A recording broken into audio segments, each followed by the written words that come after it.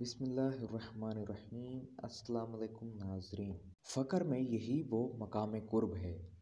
قرب الہی کیا ہے؟ اللہ تعالیٰ کا قرب کیسے حاصل ہوتا ہے؟ آئیے جانتے ہیں ناظرین۔ حدیث مبارکہ میں آیا ہے، ایک رات حضور علیہ الصلوۃ والسلام اٹھ کر گھر سے نکلے۔ حضرت عائشہ صدیقہ رضی اللہ تعالیٰ عنہا تجسس میں ان کے تعاقب میں گئیں۔ دیکھا کہ حضور علیہ الصلوۃ والسلام جنت البقیع میں جا کر بیٹھ گئے ہیں۔ حضرت عائشہ صدیقہ رضی اللہ تعالیٰ عنہا واپس لوٹنے لگیں تو حضور علیہ الصلوۃ والسلام نے ان کی آہٹ پا کر فرمایا، کون ہے؟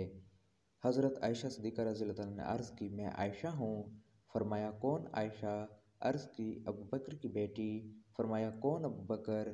عرض کی، محمد صلی اللہ علیہ وسلم کا غلام۔ فرمایا، کون محمد صلی اللہ علیہ وسلم؟ اس پر حضرت عائشہ صدیقہ رضی اللہ تعالیٰ عنہا خاموش ہو کر واپس لوٹ گئیں۔ حضور علیہ الصلوۃ والسلام کی واپسی پر اس معاملہ پر بات ہوئی تو حضور علیہ الصلوۃ والسلام نے فرمایا، ترجمہ: اللہ تعالیٰ کے ساتھ میری ایک حالت ایسی بھی ہوتی ہے کہ جہاں کسی مقرب فرشتے یا نبی یا رسول کی بھی گنجائش نہیں ہوتی۔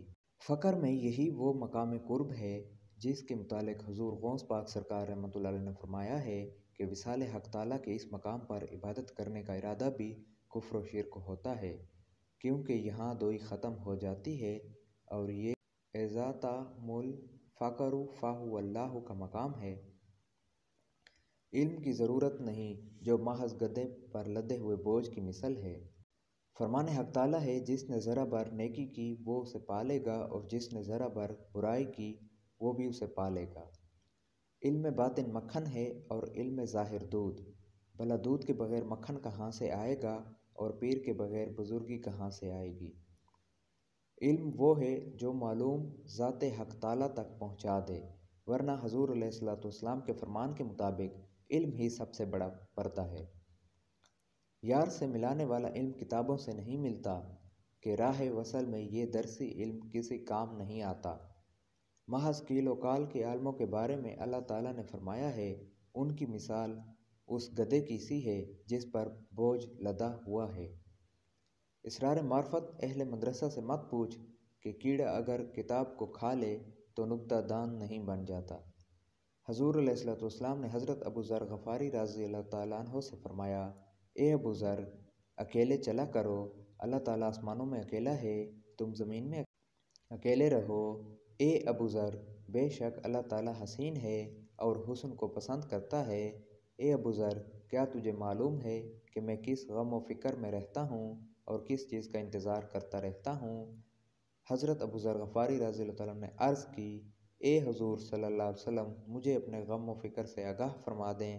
حضور صلی اللہ علیہ وسلم نے فرمایا، آہ آہ آہ، مجھے اپنے ان بھائیوں سے ملاقات کا شوق ہے جو میرے بعد آئیں گے، وہ انبیاء کی سی شان کے مالک ہیں اور بارگاہ الہی میں ان کا مرتبہ شہداء کا ہے۔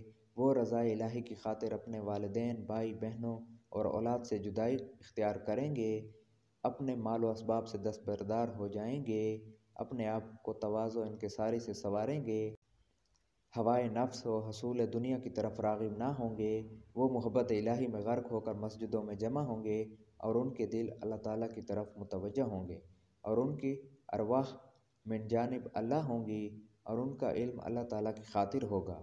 ان میں سے جب کوئی بیمار ہوگا تو اس کی بیماری بارگاہ الہی میں 1000 سالہ عبادت سے افضل ہوگی۔ رسول اللہ صلی اللہ علیہ وسلم نے مزید ارشاد فرمایا، ان میں سے جب کوئی فوت ہوگا تو ایسا ہوگا کہ گویا آسمان والوں میں سے کوئی فوت ہو گیا ہے، کیونکہ ان کی عزت افزائی اللہ تعالیٰ پر لازم ہے۔ اے ابو ذر، اگر تم چاہو تو میں ان کی شان میں مزید بیان کروں۔ عرض کی، حضور صلی اللہ علیہ وسلم ارشاد فرمایا، اگر کوئی جوں ان کے کپڑوں میں گھس کر ان کو کاٹے گی تو اس کی تکلیف کے بدلے اللہ تعالیٰ انہیں 70 حج اور 70 عمرے کا ثواب عطا فرمائے گا، اور حضرت اسماعیل علیہ السلام کی اولاد میں سے 40 غلام آزاد کرنے کا انہیں ثواب ملے گا، اور وہ غلام بھی اتنے قیمتی کہ ان میں سے ہر ایک غلام کی قیمت 12,000 دینار ہو۔ اے ابو ذر، اگر تم کہو تو میں ان کی شان مزید بیان کروں۔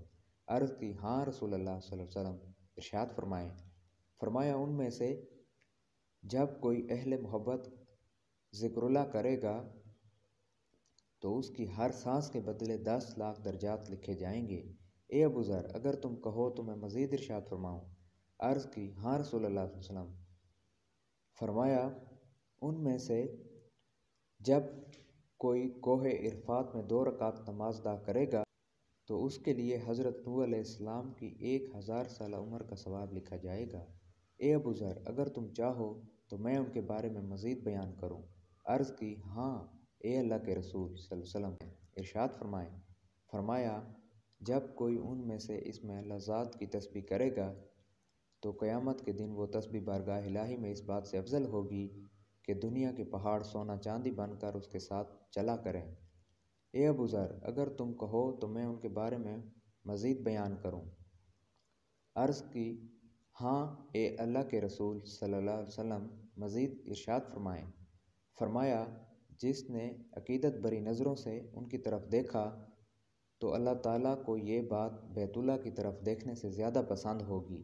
جس نے عقیدت سے ان کو دیکھا تو گویا اس نے اللہ کو دیکھا۔ جس نے انہیں لباس پہنایا تو گویا اس نے اللہ کو لباس پہنایا، اور جس نے انہیں کھانا کھلایا تو گویا اس نے اللہ کو کھانا کھلایا۔ اے ابو ذر اگر تم کہو تو میں ان کے بارے میں مزید بیان کروں؟ عرض کی ہاں حضور صلی اللہ علیہ وسلم۔